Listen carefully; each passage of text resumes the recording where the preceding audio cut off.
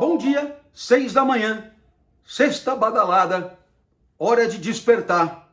E já que vai despertar, desperte inspiradamente. Hoje, liberdade. Afinal, outro dia, educadores me pediram live e eu comecei dizendo: não podemos educar sem saber que resultado pretendemos alcançar com o nosso projeto. E vai aqui uma sugestão raramente mencionada: educar para decidir, educar para deliberar, educar para escolher, educar para exercer a liberdade que é a nossa. Haverá quem diga, no século XX, somos condenados a ser livres, condenados a escolher, condenados a deliberar. E aí você pensa, por que condenados a ser livres? A palavra condenado é tão negativa, pois é que nem sempre escolher é tranquilo, nem sempre é confortável, nem sempre é fácil. Daí a necessidade de educação para a liberdade, educação emancipadora. Primeiro degrau, refletir sobre onde queremos chegar. Primeiro degrau, refletir sobre os propósitos, porque as escolhas são escolhas de caminhos, de ações, de instrumentos e de meios para alcançar os propósitos. Seria lamentável tanto esforço para chegar em propósitos sem valor.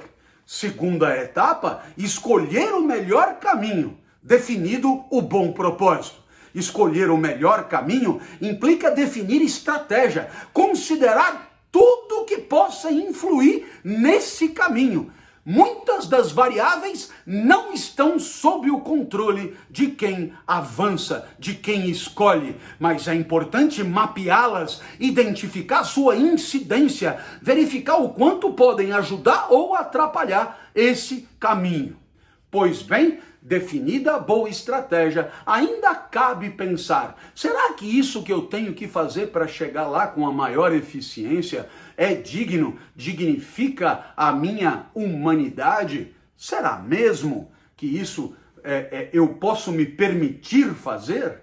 E aí, para além do consequencialismo de ter sucesso e na hora de empreender, é possível considerar nas escolhas princípios de conduta, princípios morais, aqueles que fomos aprendendo ao longo da vida e que aprendemos a respeitar, a não abrir mão deles por considerar toda heresia indigna da nossa humanidade. Pois muito bem, o problema maior surge quando houver conflito entre nossos princípios e as estratégias necessárias para alcançar o que pretendemos. O que pretendemos é positivo. O respeito a princípios consideramos também positivo.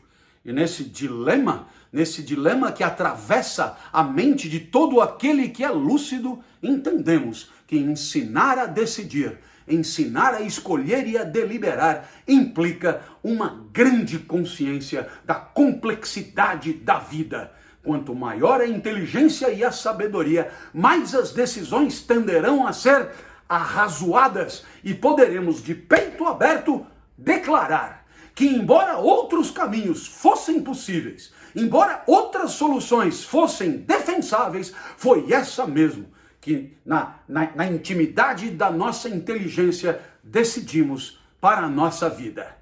Ensinar a decidir, ensinar a deliberar, tarefa da escola e de todo educador.